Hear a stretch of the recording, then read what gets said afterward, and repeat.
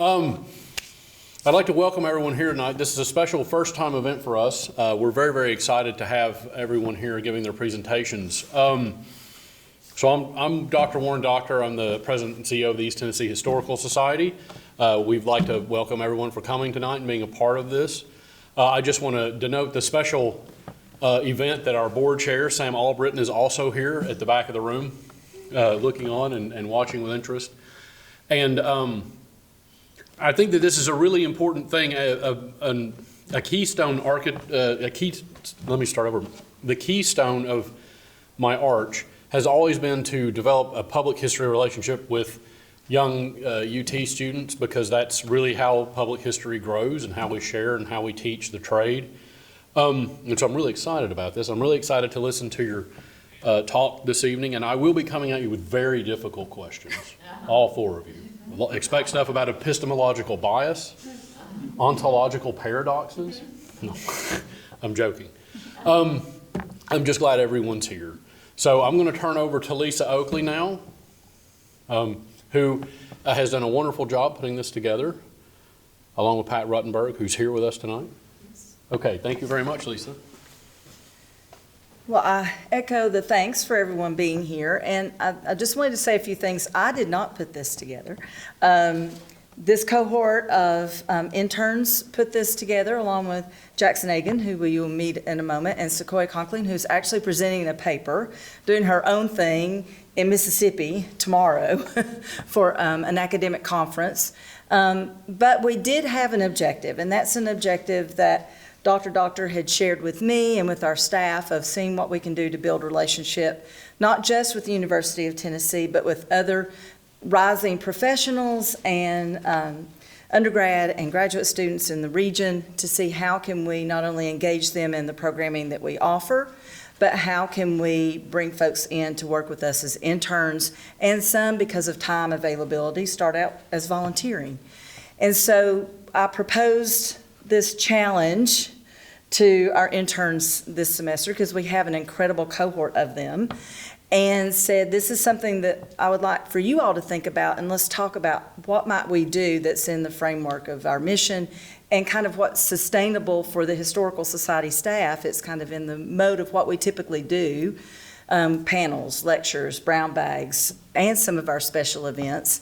And so this was an idea, and it does two things. One is it provides a program. It connects us with the student body at UT, brings folks to us, also shares with the public what we have, what these students are learning with our members and others. But I think it also builds this kind of model that then we can take forward, and we're going to try to do this again next April and do an open house in September.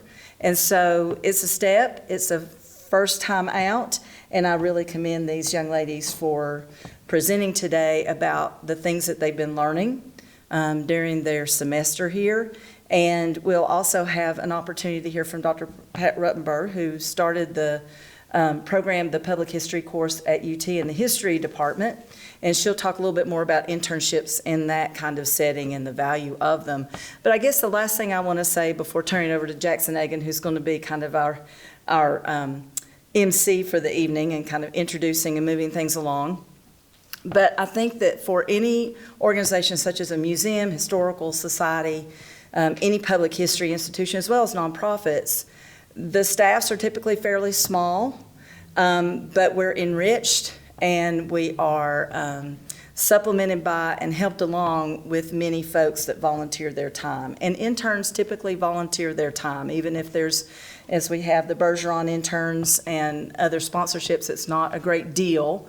Sometimes able to get a little bit of academic credit or, that sort of thing as a travel, but we work together to accomplish what we do, and we could not do what we do without the volunteers and interns that help us. And I guess the other aspect of working with interns and students is that I learn so much. Hopefully there's a little bit we can impart in this experience, and that's something we take very seriously, to share the craft, to share the things we have learned, but I always learn something more, and the creativity comes out of the work that these students do. And so it's much appreciated. So I'm going to hush now This is not my show, but I just want to say a thank you and congratulations, because each one of these young ladies are also incredible scholars themselves. They're winning awards, they're being noted within the university setting, and I hope that they will plug a little bit about what they've accomplished and done before they tell you more about what they've done for us, because they're a fine example of our future. So, without further ado, Jackson Nagan. And you can introduce what you do. All right, hi everyone. Like she said, my name's Jackson. I'm an education associate here at the Historical Society, and along with our interns here, I helped to organize this event, and with Sequoia, who, like Lisa was saying, is far away from here, but she's with us in spirit. We're going to be, the structure of our speaking order tonight is kind of jumping around different parts of the building. Anyone who's familiar with the History Center knows that there's a lot of stuff happening on all 5 floors of the building. Is it 5 or 6? 5-ish floors of the building. And our interns work all over the building. So we're going to start in the education department. Emma Patterson is going to speak first. She's an intern with us in the education department and works on that'd be the 2nd floor. And she's going to present about the research that she's done with us in the education department. After I refresh this and full screen it. All right.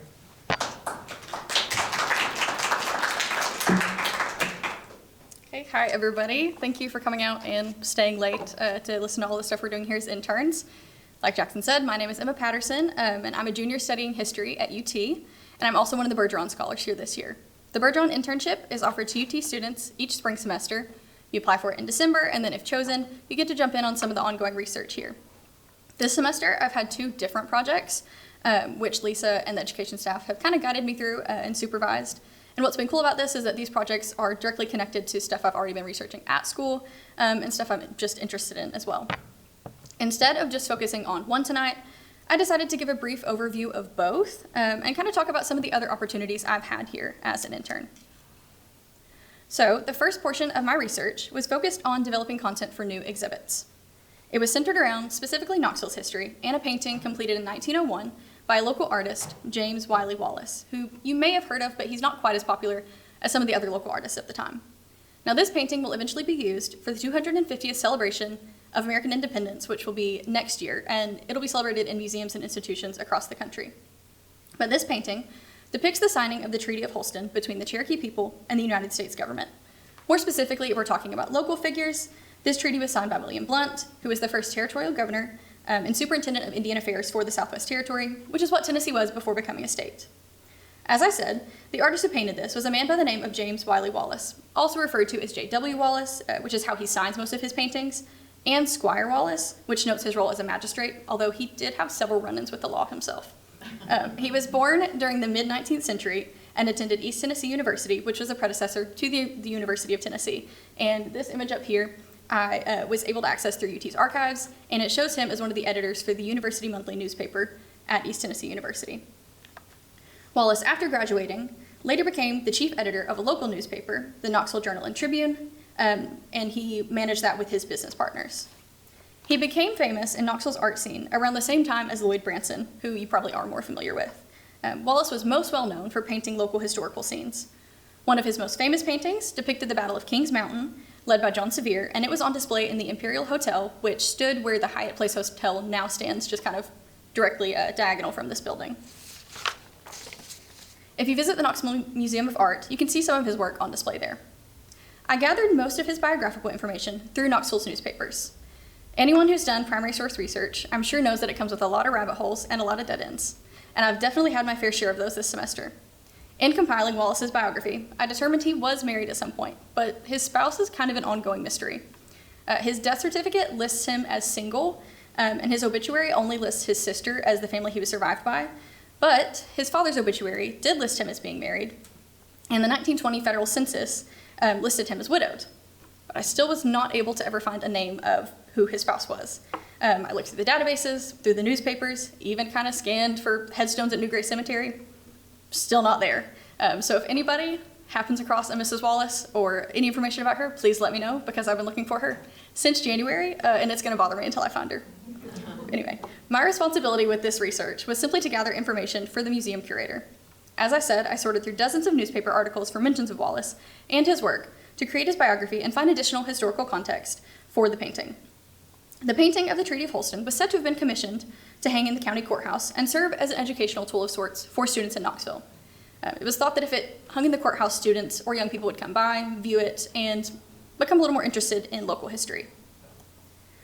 As I was reading through the newspapers, I found this quote from Squire Wallace that I felt summarized what he hoped to achieve through his paintings and his involvement with young people in Knoxville. "A picture always interests me. They not only instruct for the moment, but they give lasting impressions, more lasting and recurrent than lectures, oratory, or printed columns. They are books for those who cannot spell and essays for those who will not read, volumes ever to catch the listless eye and fill the vacant mind." Knoxville Journal and Tribune, 1899. Wallace was a writer, an artist, and a historian. His life and work revealed the interesting history, politics, and way of thinking in Knoxville at this time. In researching this project, I was able to explore Knoxville at the turn of the 20th century. This was a time of development and growth for Knoxville, but also a period marked by prohibition, mining insurrections in and around the region, and the violence of Jim Crow laws. As I was reading through Knoxville newspapers for mentions of Wallace, I enjoyed coming across these other interesting facets of Knoxville's history. My friends and family can attest that I've become a bit obsessed with Knoxville's history and sharing that random knowledge. I know this was a very brief introduction to this person in this time period, but as I said, it's ongoing research and it will be used for the 250th celebration. So if you're interested, just keep an eye out because there's work that will be done on it in the following months. The second and most recent portion of my research has been focused on reinterpreting current exhibits. And the main exhibit in the museum, Voices of the Land, and reinterpreting the portion focused on the Cherokee people in early Tennessee history.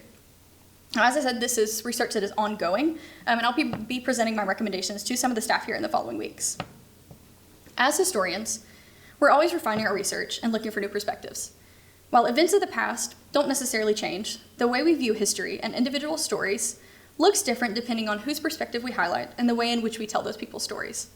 This then means that history and interpreting history is a responsibility. Something that I've heard a lot working here is that we are stewards of history, and I love thinking about it that way. We hold these stories, we do our best to understand them, and then we have the responsibility to share them. For the purpose of my research, I've been looking at proposing how to rework the first corner of the exhibit, which is right here, focused on the Cherokee people and early Tennessee history. Our region sits within the ancestral homelands of the Cherokee people. While we sometimes think of our first Tennesseans as figures like William Blount or John Sevier, this was the land of the Cherokee people long before any settlers crossed the Appalachian Mountains. The current exhibit dates to about 2008. That's at least when the gallery as a permanent exhibit was finished and opened. And that historiography, which historiography just means the history of writing history, the history of doing history, is largely based on research completed in the 90s.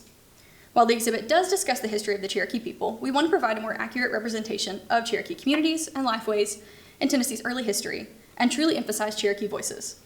Additionally, as some of you may have noticed, some of the objects that were once on display have been removed and repatriated to the Museum of the Cherokee People and other respective owners in accordance with the Native American Graves and Protection Repatriation Act.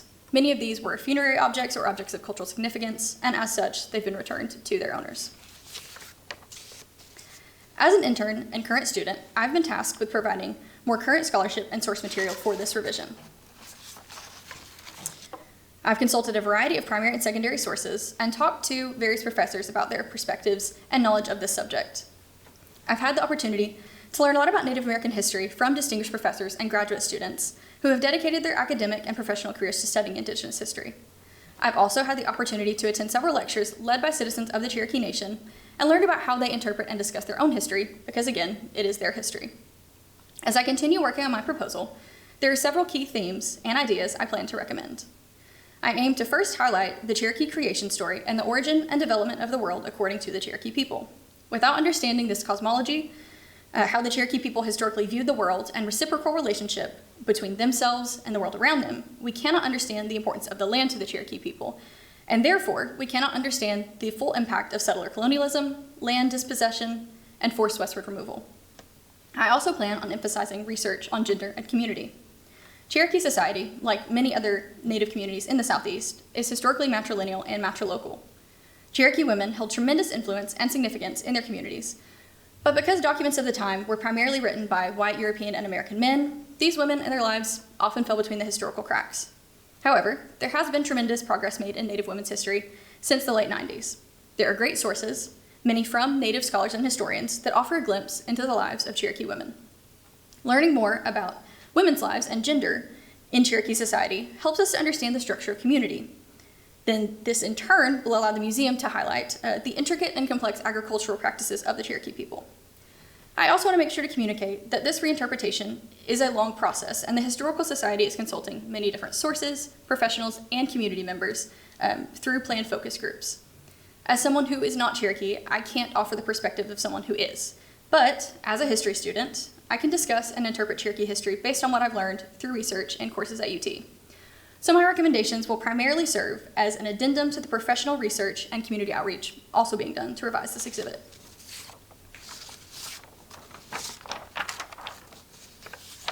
Sorry. All of you made an effort to be here tonight, so I assume all of you have an interest in history and learning more about this region. Today, there's an ever-growing idea that history is not important, that it's maybe decorative or even superfluous. But history helps us to think critically and create community. History is the basis for all other disciplines in life, and it allows us to make connections from our past to understand our present. And it can also be super interesting and fun to learn about. Through these projects, I've loved getting to learn more about local history. As a history major and someone born and raised in Knoxville, I'm a little embarrassed to say that until this year, I really did not know much of anything about local history. In an effort to learn more, I began volunteering here this fall, and I was able to meet and make connections with some of the staff and other students who worked here. I then decided to apply for this internship. This internship has allowed me to expand my knowledge about two very different time periods in this region, and also collaborate with other students, volunteers, and interns who are just as passionate and excited about telling local history. I've learned more about researching, and I've also learned a lot about working in public history. At school, and I'm sure for any other students here, they would agree that most of our time is spent on strictly academic research and projects. But here, I've gotten the hands-on experience of working with school groups and tours, as well as learning how to, sorry, I don't know why they just did that. Click through it. Sorry. School groups and tours, as well as learning how to present historical research in a way conducive to public learning. This has been truly invaluable. I'm so grateful to have had this opportunity and to have made the connections that I hope to keep through my senior year as I continue volunteering. If you're students here that want to start getting involved, I would highly recommend volunteering. There's typically always a need for volunteers, and you can choose what works best for your classes and your schedule. I would also then suggest applying for an internship or applying for volunteer-based internships that the Historical Society offers. As I said earlier, the most valuable lesson I've learned here, and something that has been reiterated time and time again, is that telling history comes with responsibility. We learn people's stories, and then we have the responsibility to share them. And the more we learn, the more knowledge we gain, the greater that responsibility becomes. Sometimes it's easy to look at history as events or dots on a timeline, but no event happens in a vacuum. And at the end of the day, history is about real people. Everything in history is a culmination of different factors, different people, and different perspectives that came into contact to form and shape a certain period. I truly feel that collaborating with the staff, other interns, and volunteers here has made me a much better historian. The research has challenged me not only to find information, but it's also challenged me to reconsider how I think about history and evaluate how I want to tell history in the future. I'm so grateful to everyone here for giving me this opportunity, and to the staff and other interns for being so supportive. Thank you guys so much for your time. I'd like to say thank you again to Lisa and the rest of the staff for allowing me to stand up here and talk to you guys about what I've been doing. And if you're a student, I would again highly encourage you to start thinking about ways to get involved. Thanks.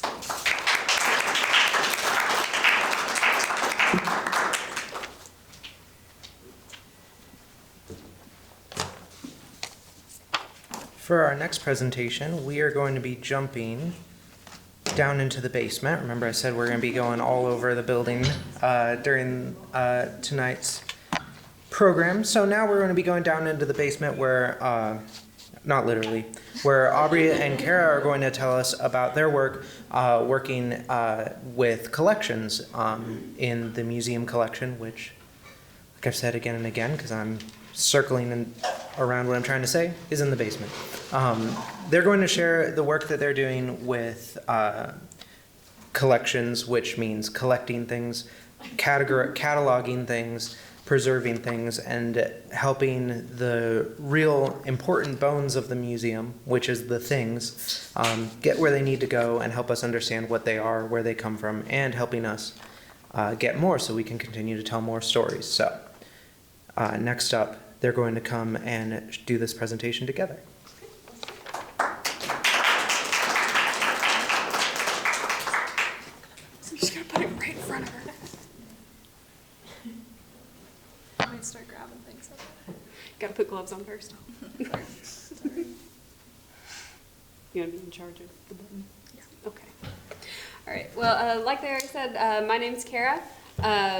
I currently have my bachelor's degree in anthropology from UT, and I have my master's degree in archaeology from the University of Edinburgh. And I started doing this internship in 2023 in order to gain some practical job experience actually working in a museum. Hi, I'm Aubrey Jones. I am currently a master's student at the University of North Alabama, so I am not like everybody else here that is going to UT. And I have been working with Rebecca in the collections for about a year. And a lot of the projects that we have done, we have ended up tag teaming, which is why we decided to do this together. Yes. Sorry. No, you're good. I wrote the other So one of the main things that we kind of work through is the compact storage and artifact storage downstairs, which is going through, and we've done inventory, so making sure everything is where it needs to be, that it's labeled correctly, that it is stored correctly, rewrapped if it needs to be. We've also set up some new storage, like our flat storage here that we just got, which was very nice, so we can actually lay things out and nothing's like folded or rolled up anymore. It's real good.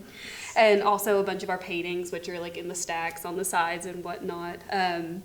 A lot of what I started out doing was through inventory and going back through and just making sure that everything is stored correctly, it's wrapped correctly, all that jazz and fun stuff. Yes, and that is basically what I started doing, because as soon as I came in, I was paired up with Kara, and we started working on doing inventory and had to learn how to catalog things in our online system, which was fun, but it was kind of stressful. These are some more pictures from our compact storage, and as you can see, it is a bunch of rows of boxes like this lovely box that we have here, and we have a specific system for how we go through and find this stuff, and I don't know if you can see all of these different numbers. Things have been moved around in boxes from doing like traveling exhibits and switching out artifacts and stuff with the gallery and everything, so it is a big job to take on to go back through and redo these numbers and make sure that artifacts are in the correct boxes that they're supposed to be in. And a lot of what we've done there also involved getting decent pictures of the artifacts to put on the cataloged website so that if they are looked up, you can actually see what they look like and all of that and all their measurements and whatnot. I don't have a lot of experience with that, but Kara definitely does. Kara has done a lot of digitizing for the collections. So, I don't know if anybody noticed this statue when they walked up to the museum, but this is a project that Kara and I helped do one time. Rebecca put in a lot of work trying to clean this statue. But this is part of collections. Collections is not just about taking in artifacts and donations from people. It's also about storing them in the storage and cleaning. There's a lot of cleaning that goes into collections. So we've helped clean out in the gallery, doing dusting, and it is a lot of work. You have to be very, very careful. And there are different artifacts that have specific ways of being cleaned. That way they can not be destroyed. But this one took a lot of work. It took a lot of different cleanings. to get to the very nice white statue that is out front the It was museum a right very now. fun field trip that did involve like basically a toothbrush and just scrubbing. Yes, it was a lot. It was a lot of hard scrubbing. So yeah. Also, I don't know if you guys know the lore behind this statue, but as you can see, his head is missing. So there are theories out there, and if anybody has any hints or ideas about where it could be, then you should definitely let the museum know so that they can have the head back.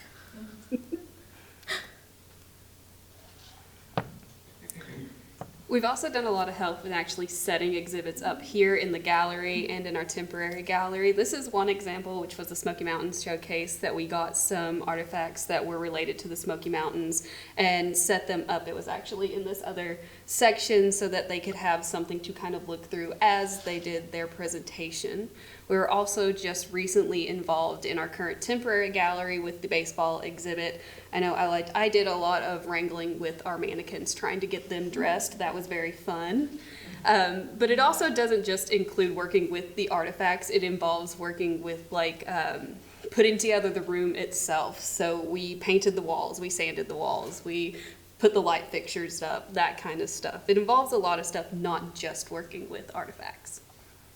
Yes.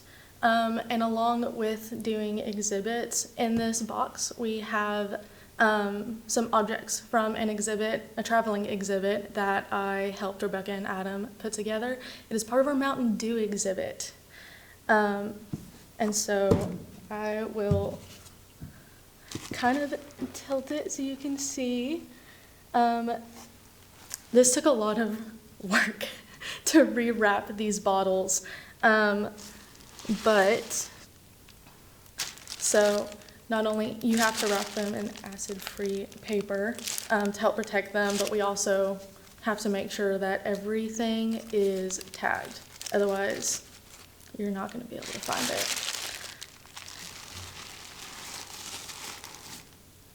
it. But it was a really fun exhibit to do.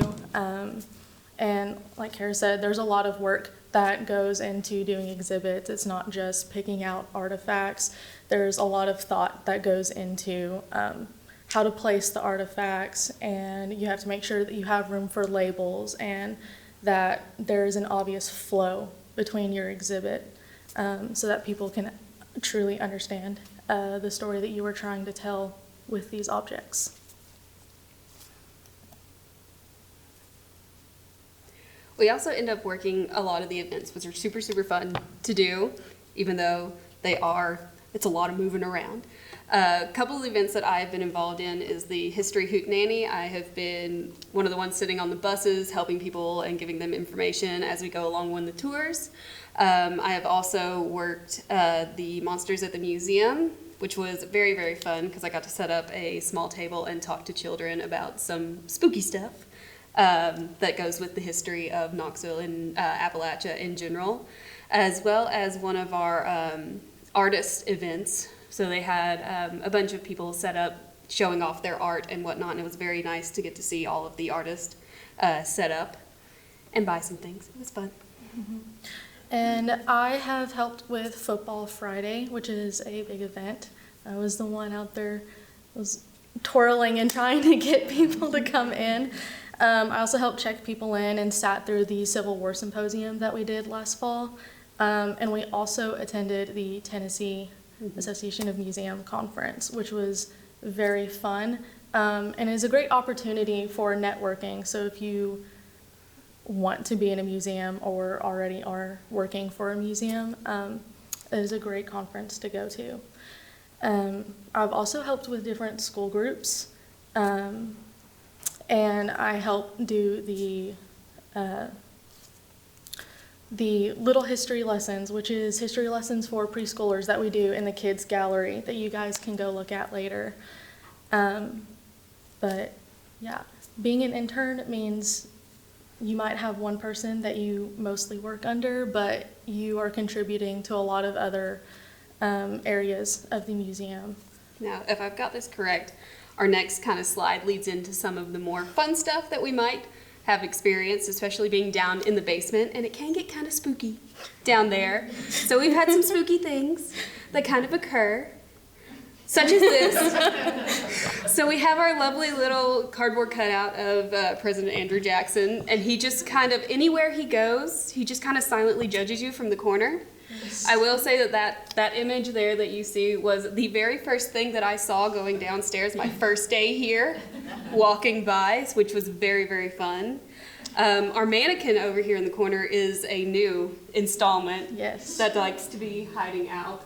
And I don't know why it's there, but I really wish we would find a new spot for it. It is just over in the corner, and I am afraid it's going to move at some point. Aside from this, it's a very nice place to work down there. It's super nice. It's super quiet. We just have some fun with everything. Some of the other things that we do involved a lot of filing. So we recently went through all of our gallery files and organized everything, and that also meant going through CDs and floppy disk and cassette tapes and everything, having to go through all of them, make sure that everything is digitized and everything sounds okay or even plays at all. And we have a little example of some of the things that we have heard from one of our cassette tapes trying to play them, if it'll play correctly, and it is a recording of a sermon from Reverend Dokes that had a little bit of audio distortion to it, which is very fun. Yes, it caught us a little off guard. We were not expecting that at all. We will see if he plays correctly. Super distorted, but it worked, and we got it to play correctly eventually. Yes. But we did find out that that was not because of the actual cassette tape itself. It was the actual stereo that we used to play it. So the stereo did it to us, not the actual cassette tape. I think that's my favorite. I think that's my favorite thing that's happened down in the basement. I love it so much. But yeah, so collections is a lot of work, but it is also really fun. You get to do a bunch of different things. There's not usually just one thing that you do. It is multiple things and projects that are happening, and you got to be really good at multitasking to be able to be down there and do that. You work a lot of different skills, and you learn a lot of new skills. And it's very helpful, especially if this sort of museum setting is somewhere you want to work eventually. It gives you a lot of skill sets. And I think that does us. And that's collections. Got it.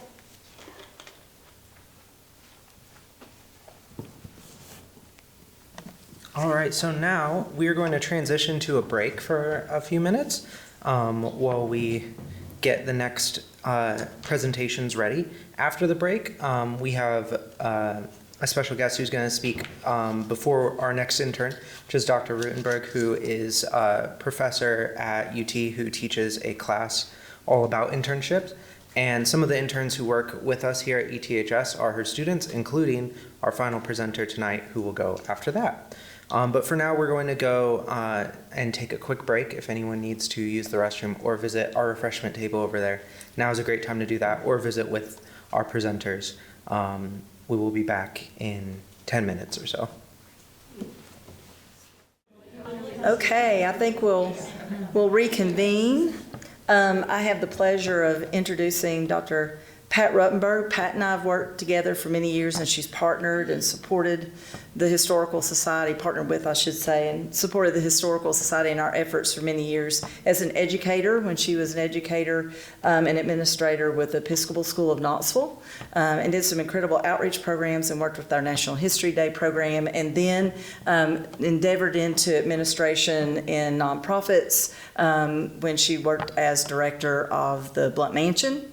And then was recruited by the history department at UT to come on board there as a faculty member, and I think was somewhat inspired maybe to encourage perhaps Ernie Freeberg and others to think about beginning a public history course there, bringing her experience in the public sphere with history, both teaching and preserving and interpreting that history in a museum context as well. And so we've had the fun of talking every year about what's coming next and what she's thinking about doing with the public history class. And a key part of that class has always been internships, practice, getting out and doing public history, not just studying it in the classroom. And so she has a couple of her students here. We have an intern or interns every spring from that course, as well as other museums in town do. But in fact, it was the suggestion of the team that put this together to have Dr. Ruttenberg come and talk about that course, about internships, and just how she came about this and what it's going to be advancing into at the history department at UT. Thank you, Dr. Ruttenberg. It's such a pleasure to be here tonight, and it's so great to be here with Keely, a former student, and Jonah, a current student. And these have been just wonderful, wonderful interns, and it's been so much fun. And so I'll tell you, I have a BA, MA, and PhD in history, and I didn't really ever think I was going to go into public history, but here I am teaching public history, and I actually ended up doing some public history before I started teaching at UT. About 15 years ago, not 15 years ago, Ernie Freeberg in 2015, I was teaching at UT, just started, basically, I've been there a couple of years, and he said, how would you like to teach a public history class? And I said, I've never taught public history. I don't know how to teach public history. He said, well, you have been a public historian. I said, really? And he said, yeah. So I started thinking, I thought I might tell you just a little bit of how I got into this public historian thing. So I finished my PhD in 1988, and I think I was just going to research and write. That was all I was planning to do. And somebody came to me and there was a job. And lo and behold, over at Hoskins Library, we have the papers of 3 presidents from Tennessee: Andrew Jackson, James K. Polk, and Andrew Johnson, which I'm sure everybody here in this room knows all about them. So UT published the papers of Jackson, Johnson, and Polk. They're still working on the Jackson papers, but the Johnson and Polk papers are finished. And they wanted to have what they call the Tennessee President's Trust, this organization that was going to go out and recruit all these people in the state to become members of the Tennessee President's Trust. So that's basically what they told me. We want you to do it. So that was it. That was my instruction. So we started off with no members, but we did have a few board members. Natalie Haslam was our president of the board. Alex Haley. Got some real amazing board members. Alex Haley came on. Spencer McCauley from Chattanooga. We got people from all over the state. And by the time I left 3 years later, we had 850 members of the Tennessee President's Trust. We had an educational outreach program. I did an exhibit, and now that I see what y'all do for exhibits, I realize I had no clue what I was doing, but we put together this exhibit on the Tennessee presidents. We got Andrew Johnson's hat on loan from, Greenville, and got all kinds of cool stuff. So that was really fun. It was a lot of fun. It was a lot of hard work, and about half the time I thought, I'm not even doing any history. I'm mostly just, doing administration, but it was very interesting. I did it for 3 years, and so that was great. And then I was commissioned to write a book on the Federal Court of East Tennessee. And mind you, my dissertation was on the impact of World War II on women, not on the federal court, but it was a right for hire type of thing. So they hired me to write this book. And so I would tell my friends, what are you doing? I said, I'm working on the book, A History of the Federal Court. And they yawn, but the federal court was fascinating. It had all kinds of good stuff. Women's half-court basketball. My first chapter was on desegregation of Clinton, and there was so much important work done in the federal courts there. So I wrote that book, and I have 3 daughters. They all thought I was really famous then, and because I was always in the paper, doing something, and they just thought that was great. I was on the Knoxville bestseller list and you could get 20% off at the bookstore because it was on the bestseller list, because all the lawyers in town wanted to buy a copy. They were the only ones who really liked it. And my dad probably bought up about 100 copies. So, that's what parents will do for you, but he was giving it out to all his friends and stuff. So I did that. So that was a very public-facing book. And so I'm going to count that as public history. And then I was on the board at Blunt Mansion for several years, and the executive director's, his father got ill, and so he had to leave. And so the board said, Pat, can you be the executive director? That's pretty much how it happened. And I just happened to be able to do it. And so I said, I'll do it for a year. And it was the most fascinating year of probably of my career, because there were all kinds of things going on. Now, as you know, I think everybody here has been to Blunt Mansion, right? You've been down to Blunt Mansion. You know it's an old frame house. My biggest goal the year I was there was for it not to burn down while I was the executive director. I was really fearful it was going to catch on fire. And one day we had a worker there that I was the only person on staff, really. But there was somebody who came in periodically and helped out a little bit. And he came into the mansion. We're talking Blunt Mansion, this old wooden 18th century house, most of, the main part of it. And he was smoking a cigarette. I said, you can't smoke in this house. And so he stuffed his cigarette in his pocket. Well, that totally freaked me out. I said, you cannot walk in. He goes, I don't have it. I snuffed it out. I said, you can't bring the cigarette in the house. So anyway, he quit. And so have you ever been in the visitor center at Blunt Mansion? You know that big state of Tennessee? Well, see, he came back and he wanted his job back. And I said, okay, you can come back. And so I was pretty desperate. And there's this huge map of Tennessee. It's made out of Formica, like countertops. It's heavy, and it was starting to list. The Tennessee state was going downhill. I thought, we need to fix that. So I asked him, can you fix that for me? And he did, and the whole thing fell off the ceiling, fell on the ground, and broke in two. And he quit again.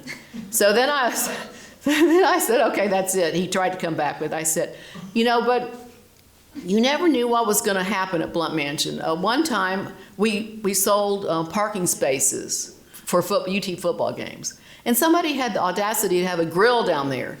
And I said, you can't. I had to drive through the traffic, football traffic, and go to Blunt Mansion and tell them on a Saturday, I'm really sorry. I know you paid $20 for this spot, but you can't grill on the grounds. They were not happy. They thought it was ridiculous. But it was a fun gig, and I learned a lot about public history there. Now, C-SPAN came. Do you remember when C-SPAN came to Knoxville? That was a big deal. C-SPAN came to Knoxville. They were interviewing Bruce Wheeler and all this. Well, they wanted to interview me at Blunt Mansion.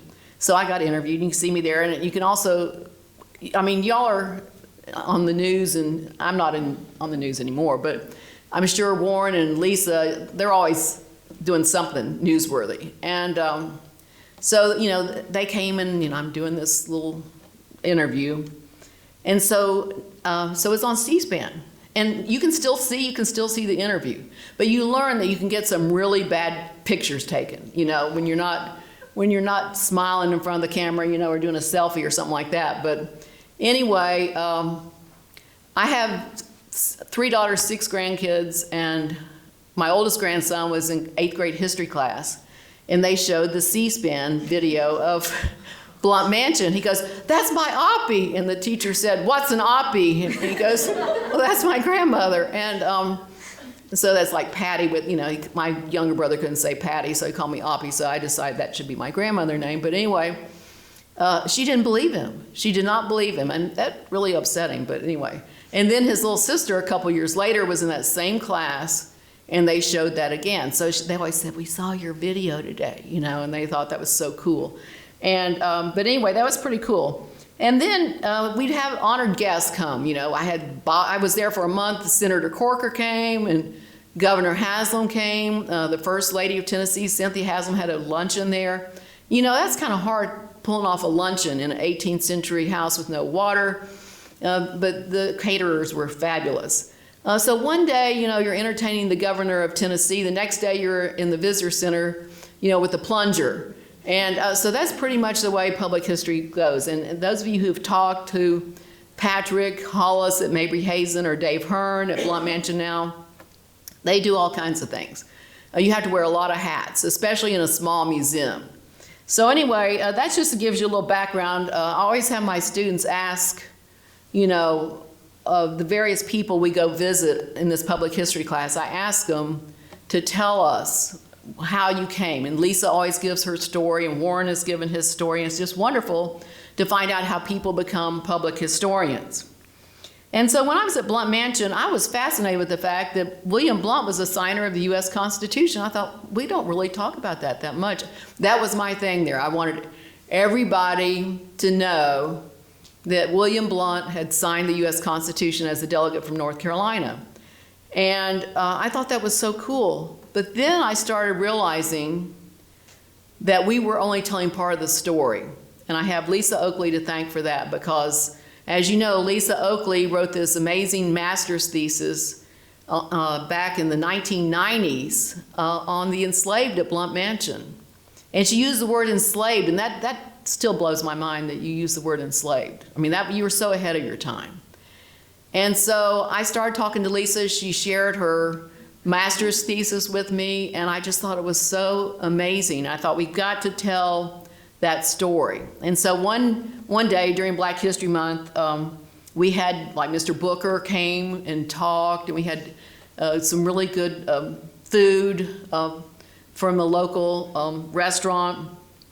And then I had a student, I had a lot of interns. I didn't know what to do about interns then, but I just thought I need some help, you know, and so a bunch of students, I was teaching like one class at UT at that time.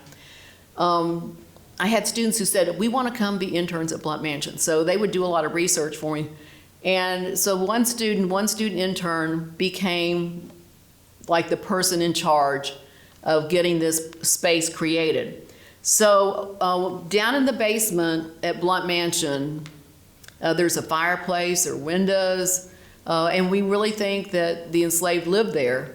He cleaned it all out. It had just been used for storage. He cleaned it all out, and we made that an interpretive space. And that stayed that way until Blount Mansion went under a great renovation very shortly thereafter. But we had that living quarters there for the enslaved, and it's all due to Lisa and your inspiration, so thank you. I couldn't have done it. And so there we are the day of the opening of the quarters for the enslaved at Blount Mansion. So thinking about this class, you know, Dr. Freeberg asked me to teach this class, and so I talked to other professors from different universities who were teaching public history because nobody was teaching public history at UT yet. I was the one, and I'm thrilled to tell you and to announce that there's going to be a new young historian who's coming in. She's a specialist in Appalachian history and in public history, and she'll be starting in the fall. I can't wait to meet her. So in the meantime, since 2016 up to the present, we've had this class. I used to call it the City as History, Introduction to Public History, but now it's branched out. So now I just call it Place as History because we do things not just in the city of Knoxville. We study not just the city of Knoxville, but we study like the Great Smoky Mountains, National Park. We study other places as well. And so some of the things we do here, we think about memory, we think about recent scholarship. And so that's a big part. I mean, it's not just go out and work in a museum or whatever, but you've got to understand the history behind it, the scholarship behind it. And the idea of memory, which is kind of it's not super recent, but it hasn't been in place for a long, long time, but thinking about how people remember the past and this idea of memory. And so public historians have to think a lot about memory. And so we read books, we do book reviews, and I'm not sure how much the students like doing the book reviews, but y'all have written good book reviews over the years. And so we visit places around Knoxville. We visit all these there are so many historic sites in Knoxville. It's just amazing. Blount Mansion, Mabry Hazen. We always start at the East Tennessee History Center. And it's just wonderful to have all these places. We go to the Beck Cultural Center. We go to the McClung Museum of History and Culture. And so this is an image of the inside of Historic Westwood, which is Knox Heritage. And so we go to all these different places, but we also go to places like Old Gray Cemetery. And so we think about not just buildings and museums are public history spaces, but cemeteries are too. And we've been very fortunate to have Jack Neely on board, and he usually comes to about 3 of my classes and gives some walking tour, or he always takes us through Old Gray. And I think Old Gray Cemetery is often one of the favorite times that my students have. They love going through Old Gray, especially if it's a good weather day. And we'll go in any kind of weather. But Old Gray Cemetery is certainly a public history space. We've been talking about repatriation. When this class started, we would go to the McClung Museum, and there was an old exhibit that had been up there for several years on various tribal groups of East Tennessee. But as it turns out, there were a lot of artifacts, there were human remains, there were all kinds of artifacts that belonged to the various tribes. And so McClung Museum has been very good and intentional about the repatriation of these artifacts. And so we would go in a few years into this repatriation and there'd be empty cases, which I'm sure, are there still empty cases here? And so now they've replaced those empty cases with a new exhibit called Homelands. And if you haven't gotten to see Homelands, go see it, because the great thing about that new exhibit at McClung is that the staff at McClung worked with members of these various tribes, and you're really hearing the voices of those tribes coming through. And so we think about things like that as well. The Bijou Theater, we've been through the Bijou Theater many times. We haven't been there this year. I hope we might be able to go next week before we get on the riverboat.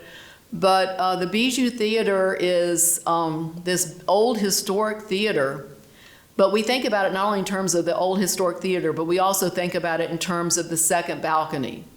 And this idea that African Americans could only sit in the second balcony. And so Jack and I have been on this committee called the Second Balcony Committee, and he's finishing up a history of the second balcony at the Bijou Theater.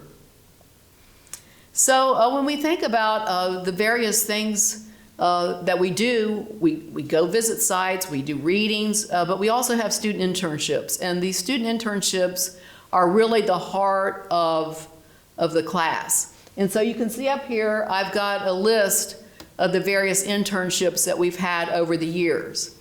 Sometimes students will come to me and say, I would like to do an internship at X or this place. This year, I try to keep the internships right here in Knoxville, but sometimes we'll have a student who will, say, live in Clinton. Like this year, we had a student who lived in Clinton, and he wanted to do an internship at the Green McAdoo Cultural Center, which is the Clinton 12, the desegregation of Clinton High School, a small, wonderful jewel of a museum up there.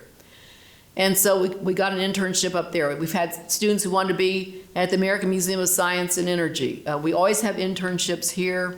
Lisa's the most fabulous, as you know, mentor for interns. It's just been amazing. We always have interns at the Beck Cultural Center, at Mabry Hazen, at Blunt Mansion. Sometimes we have them at Historic Westwood. I generally don't like to send students out into the wild, but one year I had a veteran. I figured he was okay. He'd been in the war, you know. I figured he could go up to the Great Smoky Mountains. And his wife was a professor at UT, so I thought, okay, I'm going to let you go to, he really wanted to go up to he wanted to work for the National Park. So he was an intern at the National Park, but I generally don't send undergraduates up there. But we did last year, we had an intern with Black in Appalachia. Somebody lived in Morristown, and Lisa introduced me to that program, and so we got an internship up there. So we have these internships in place, but if you find a place that you want to be an intern, I will certainly try to make it work. Kingston Heritage Center, that's a new one. We've got somebody at Marble Springs this year. So these internships have just been amazing. And the mentors are real careful about, I mean, sometimes you might have to do some work like dusting or cleaning with a toothbrush or something like that, the headless John Sevier, but oftentimes it's a big research project. And so those research projects have been wonderful, and the students have brought so much to it.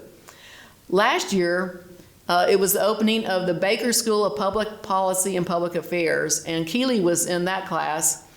And we did a project. We curated an exhibit on Howard Baker for the opening, and Keeley was absolutely amazing. I mean, that wasn't even your internship, was it? But she was just amazing. So we had to write labels and research the labels, find images, and get the stuff hanged. Fortunately, we didn't have to hang the stuff, but we told the people where we wanted to hang, and it turned out to be really good. One year we did an exhibit here with Adam Alfrey on war in East Tennessee. And that was just a wonderful experience for my students. They were so proud of that exhibit. And that exhibit had, you might say, it had legs. It went around to the Veterans Center, it went to various high schools, and so that was a really great opportunity. But the interns are really you get right down and you get to learn so many things that I don't think most students have the opportunity to do. So I'm going to sort of focus real quickly on just some of our most popular internships, starting with the East Tennessee Historical Society.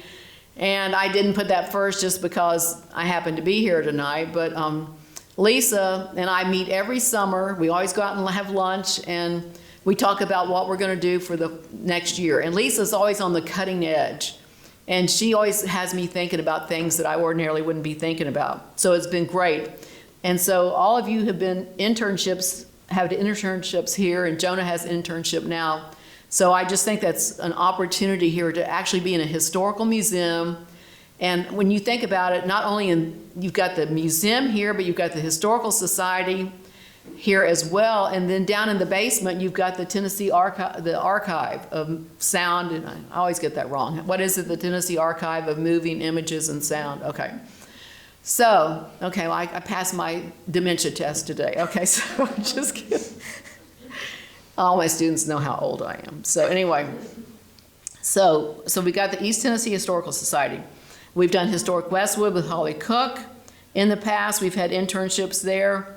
Beck Cultural Center, a lot of times when students go to the Beck Cultural Center as an intern, they want to stay on. They want to stay on everywhere. They want to work for free in the summer, and it's just been really great. And so Renee Kessler is a force of nature, and she has been a powerful mentor. And Brianna Flanagan is her assistant. She's the archivist there, and she works with the interns as well. So that's been a great experience for our students.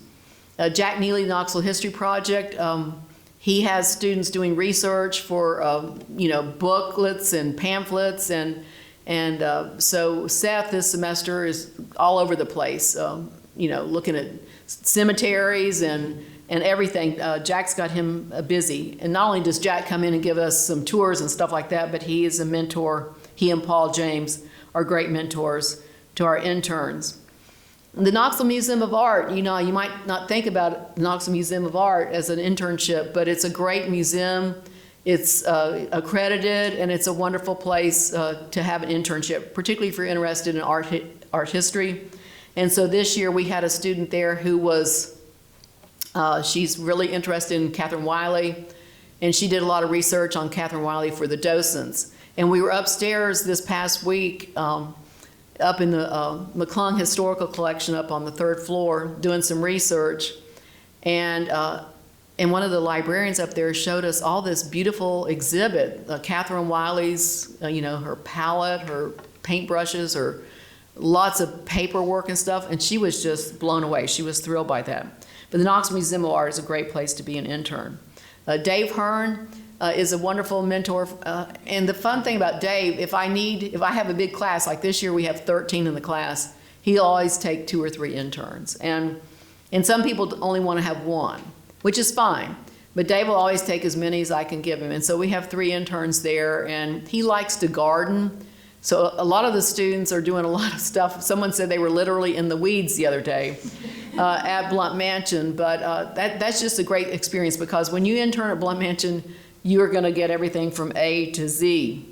And the same thing's pretty much true with Patrick Hollis at Mabry Hazen House.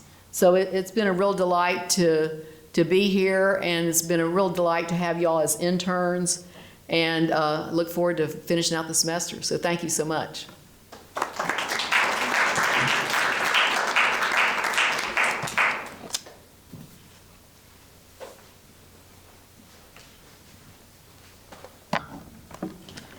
Just give us one moment while we readjust the computers.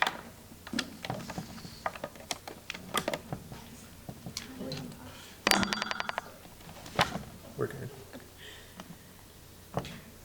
Well, if this works. Which I'm hoping it will.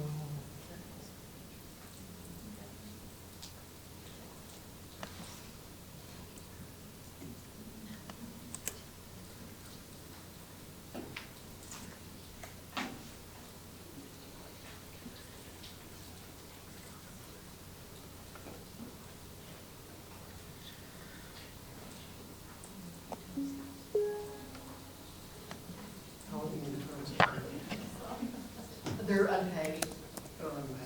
Yeah, for this class, they're unpaid because they get college credit as part of their assignment. Thank goodness. The Birdie Lawn internships here. Oh, but it closed. They have, yeah. And then some Uh-oh. projects.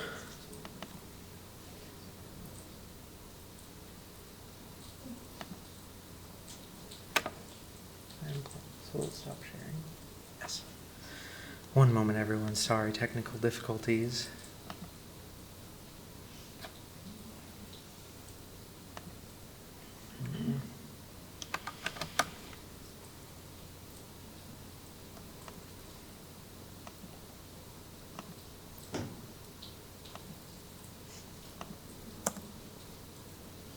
Are you trying to get to Google from the? I'm trying to get to my email so that I can get to the presentation.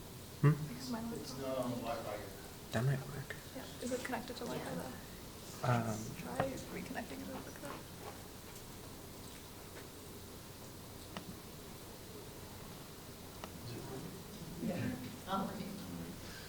Uh, That was a leak. share this again. No, it doesn't like Yeah. letting me go to anything. If Keely gets her laptop, would it be easy enough to connect? What's that? If Keely gets her laptop, would it be easy enough to connect on here? That's fine. Oh, there it is. Pick it up. It might be better. Oh, my Well, gosh, let's- yeah. let's just go I here. wasn't scared of fire, I was just scared of just like, feel flooding, because there's like a creek right there. And you've got that lower cellar or something. Yeah. Isn't that like a kitchen or something? Well, it's not. I went There there. is a for kitchen, yeah. one of my grandkids. Yeah, I mean, you worry about these old. Oh, I know, yeah, yeah. Oh, there we go. It was crazy. And there was 100 acres there, so it's like, you know, I'd be like on a mower, like mowing, and then be like, oh gosh, I gotta meet, like you said, like the governor. So, yeah, I gotta clean No up. sharing, just so you know. I don't know how to turn it off, That's so. fine. As long as you know how many It maps is you what want. it is. Yeah. No, it's just my work email. Yeah. You definitely learn a lot on those jobs, though. A little bit of everything. So You do, and every time we go to any of these historic houses, they all tell you, here's, we're getting hats. Yes. The Japanese are probably- Where's everyone from?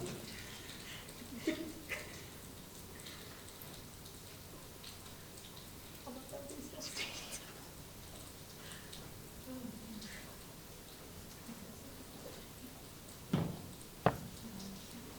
Oh, what? Dear. It does not like this at all. Can you do it without slides? That's up to Keely. It would be harder. Sure. Start thinking. This is Looks a like part we're- of academia.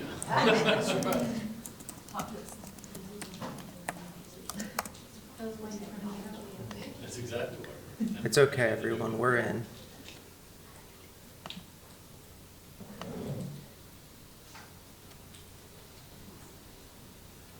There you go. It is this one. No, no, no, no, no. Don't worry about that. All right, now without further ado, Keely will give her presentation. I actually asked Jackson to do that so I could have a little bit more time to prepare. So thanks for playing along. But like Jackson said, my name is Keely Wade. I am a senior studying history at the University of Tennessee with a concentration on post-Civil War legal and social history. And I want to start by thanking Lisa and Dr. Ruttenberg, both of whom have been really influential mentors to me. I've known Lisa since high school, and Dr. Ruttenberg didn't want to say this earlier, but I was actually the man smoking the cigarette outside Blunt Mansion, so we go way back. But in all seriousness, I did take her public history class, and that introduced me to a lot of the wonderful public historical institutions in Knoxville. And specifically, I want to take a few minutes to tell you all about how I came to be involved with the East Tennessee Historical Society. So I, growing up in Knoxville, have had the immense privilege of benefiting from so many of the programs and resources from the Society. I grew up going to the museum. I first learned how to read microfilm upstairs on the 3rd floor. And in particular, I did a lot of National History Day in high school. That's me at 2 years old, participating in NHD. And for the past 4 years, I've had the great privilege of being a judge for the competition. And the Bergeron Scholarship the Bergeron Internship is a really special opportunity. It's very difficult as an undergraduate studying history to find an internship that not only allows you to really do your own research and get to know the field, but also pays. And this is something that's really important for working students, so I am really grateful to the Historical Society, to our donors, and of course to the UT History Department for making this an opportunity for students like myself and Emma. So being a history major at UT, I've had a lot of opportunities, like I said, to get to know the public history institutions in Knoxville. In Dr. Ruttenberg's class, we worked on a small temporary exhibit for the Baker School, and I was a research intern at the Beck Cultural Exchange Center over on Dandridge. As an intern at the East Tennessee Historical Society, I have had the opportunity to continue doing the work that I was already doing as a volunteer. So I, on weekends, spend a lot of time in History Headquarters, which is our children's gallery. I've been, again, judging National History Day competitions and working on a handful of other events here at the Society. In addition, I have been working on research under the supervision of Lisa, and she gave me a lot of freedom when she introduced me to this project. And this is something that's really lovely about working internships, is that you have supervisors like Lisa who will encourage you to do something that will contribute to the organization that you're working with, but will also help you grow as a scholar. And so Lisa asked me to build upon the research that she and previous interns had done regarding the role of East Tennessee women in the Civil War. Now, my specialty lies a little bit after the Civil War, primarily in the Reconstruction and Progressive eras. So I was a little nervous when I was asked to do something that felt kind of out of my wheelhouse, but Lisa really encouraged me to lean into my own specialty, and instead of repeating her research, to think of my contribution as a sort of sequel. So I want to show you all the starting points that I had for this project. First was War, Work, Welfare, East Tennessee Women Experience the Civil War. Now this was the research that Lisa did with another intern, Olivia Roberts, last year, exploring what exactly were the women of East Tennessee doing during the Civil War. We know that they weren't just sitting at home doing nothing. They were involved in espionage, in running the businesses that had been left behind by soldiers, and just generally surviving and living in occupation. Additionally, I relied on the work of Victoria Ott. Her book, Confederate Daughters Coming of Age During the Civil War, really focused on women and girls who were coming of age during the Civil War. So this is young women from the ages of 12 to 18. And she specifically focuses on girls who come from slaveholding families in the Confederacy and how they adapted to living in this new society at such a fundamental age in their lives. Of course, these women didn't just die as soon as the Civil War ended. They continued living. And the Civil War continued to be a part of our historical memory as East Tennesseans, but also a part of their personal memories. And so I really wanted to sort of continue the work that Ott had done by seeing how the Civil War affected these women later in their lives as they faced a really radically changed society. And so, to that end, I focused on 3 broad themes: education, temperance, and suffrage. These were 3 policies that women were incredibly concerned with following the Civil War. So, beginning with education, before the Civil War, women did have opportunities to be educated, but these were much more limited than their male counterparts. So typically, education for women was a luxury. It was something that was reserved for the upper classes, and it typically was not as advanced as what was available to men at the time. And during the war, as you can imagine, it shut down entirely. For the first few years of the war, East Tennesseans attempted to keep their educational institutions open, but during occupation, it ultimately became untenable. However, after the Civil War, education comes back much stronger. For this section, I've really relied on In the Company of Educated Women, a book by Barbara Miller Solomon, which explores the relationship between women and higher education on a national level. She says that in 1870, 21% of the students enrolled in higher education were women, and by 1880, that number had jumped to 33.4%. And this is a trend that is reflected in East Tennessee. Here on the right, you see Lizzie Crozier French, who is most famous for her role in the suffrage movement, but before she became a suffragist, Crozier French was very involved with the advancement of women's education. She, in 1885, with the help of her sister, took over the Female Institute here in Knoxville, and she also founded the Ossory Circle, named for feminist Margaret Ossory. Now, this was a literary society for women, so it's pretty similar to a book club, but Crozier French wanted it to be much more than that. And I'm paraphrasing here, but in one advertisement, she told women that the Ossory Circle was not a place where you were going to learn how to hold your fork or to fold your napkin. It was a place for the development of ideas and critical thinking. Unfortunately, the Ossory Circle never really took off in the way that she wanted to. She had trouble encouraging women to really advance their ideas to the degree that she thought was necessary. And so she turned her attention to more direct attempts to advance women's education. In 1889, she spoke to the State Teachers Association and asked that UT, the University of Tennessee, I don't know if you guys have heard of it, but she asked that they start to admit female students. And the idea did not take off immediately. It was called absurd by the people who heard it, but 3 years later, in 1892, the University of Tennessee began to admit female students.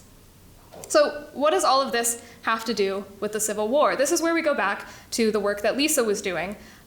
Whether they wanted to or not, women were thrust into the public sphere during the Civil War.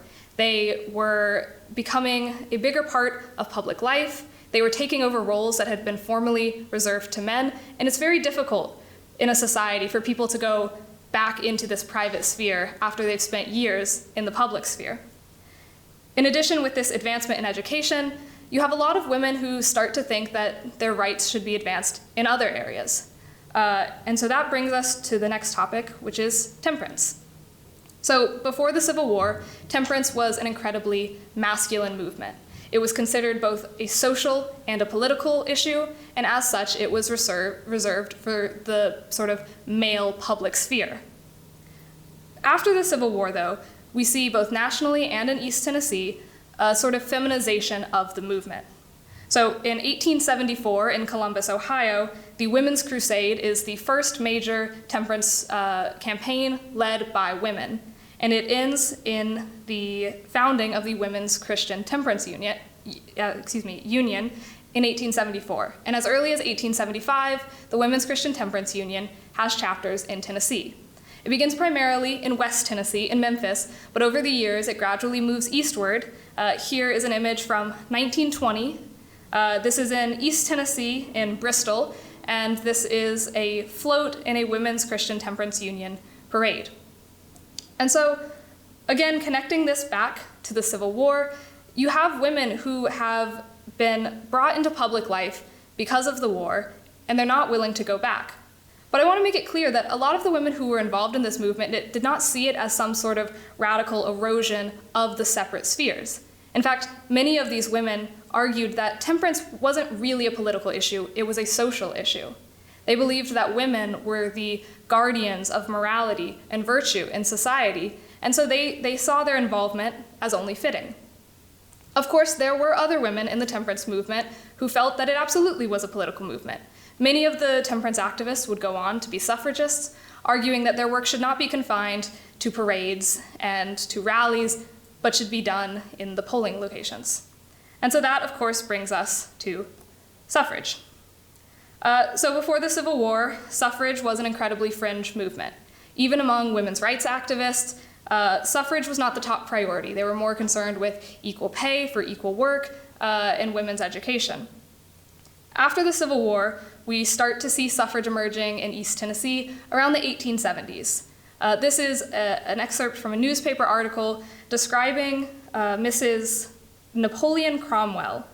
Now, this was a woman who was originally from Mississippi, but she moved to Tennessee, and she went before the state assembly and told them that she favored women's suffrage. And the reasons that she provides, I think, are extremely telling of the political and social climate in Tennessee. She says, "You will never have reform until you unite the white race. You have extended the hand of fellowship to the former black slave, and you have elevated him in the scale of dignity and citizenship and given him the power of the ballot in your state." Now, this was a very common argument in the early women's suffrage movement, and it's drawing on this idea of the pre-Civil War society where the white race must always be elevated.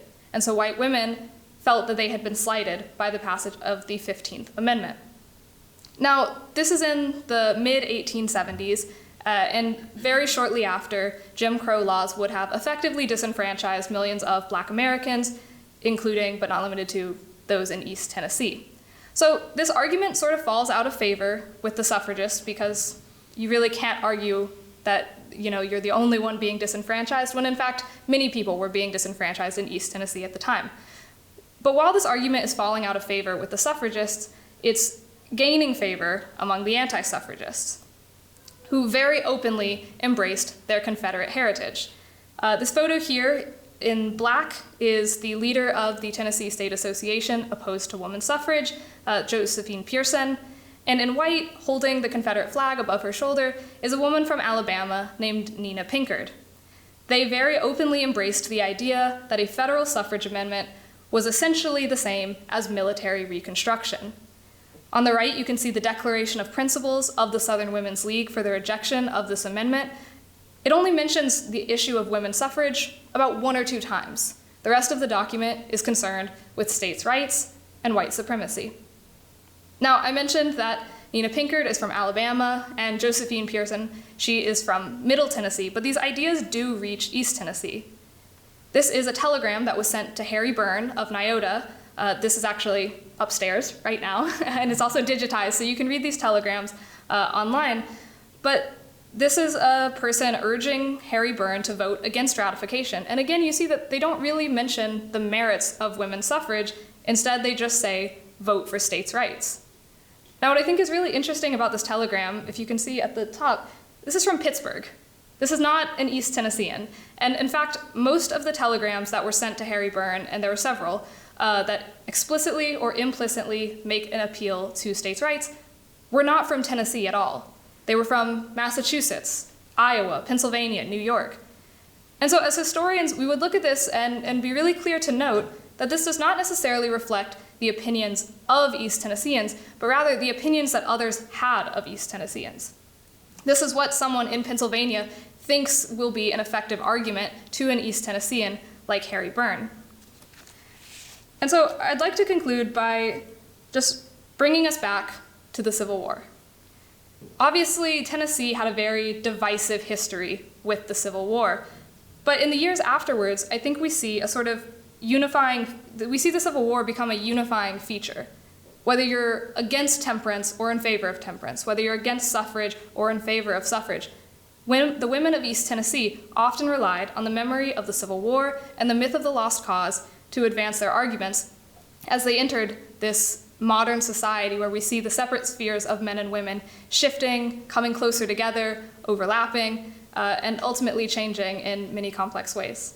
So I want to thank you all again for listening to this talk.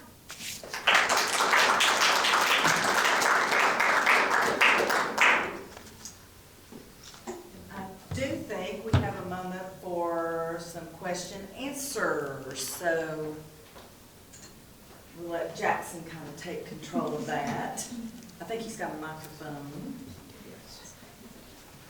All right, so thank you again to everyone who came to listen to our interns present today. We hope you got a great view of what it's like for interning here at the Historical Society and kind of get an idea of some of the inner workings of education and collections in general. Now we're going to transition to Q&A if anyone has any questions for any of our presenters today. We've got one already. You can go ahead and ask your question. Everybody, and I'll go in turn from where you're at, and we can stop and let you answer them. The first question is that excellent presentation, and I want to say it to everybody. Everyone's presentation was My first question is in doing this research, have you consulted with the Beck Center at all about the sort of post-war Reconstruction and the role of African-American women in the 19th Amendment? I have not at this time. So I have a month left of the internship, and so I think that's a wonderful idea, and I'll consider that moving forward. When we were working on the website, I spoke with Renee about it, and I think they may have things there that would be valuable for your research. Absolutely, thank you. Emma, question for you. You talked a lot about the Cherokee and the space being Cherokee. Have you done any research on the other tribes like the Yuchi or the Creek? I have not done a ton of research on them. I have consulted documents and research from graduate students who are also working for the reinterpretation. And I've read a little bit of their research, but I do need to dive deeper into. When you're come by my office, I'll give you some books. Okay, perfect. That's all right.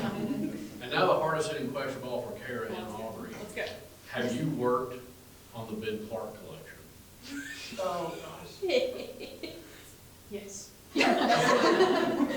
Question Too much, wrong. actually.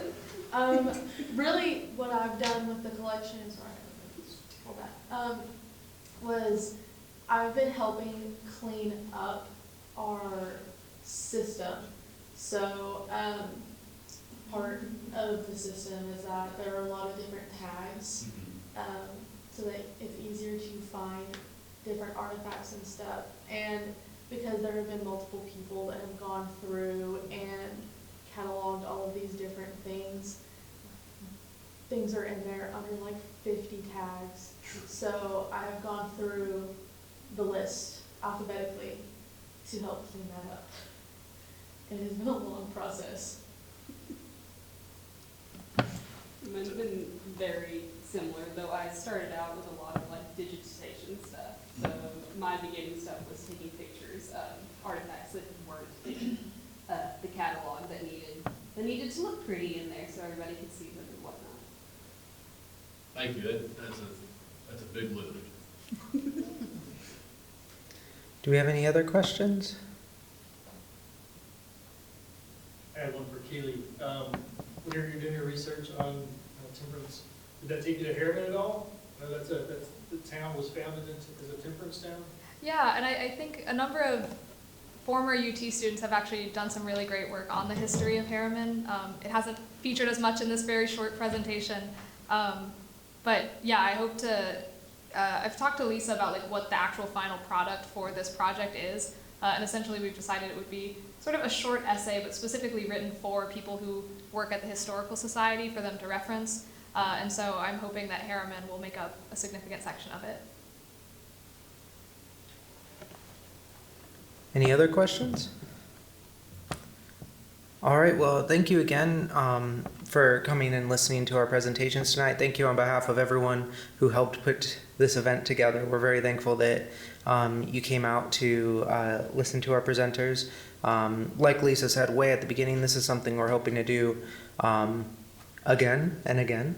We're hoping to establish this as an ongoing way for interns and students with the Historical Society to share what they're doing with the general public as well as other students to try to get more engagement with our upcoming museum professionals. So we'll keep you posted on any future renditions of the Student Spotlight in the coming years, but thank you very much for coming to this first pilot one. We really appreciate it. Thank you.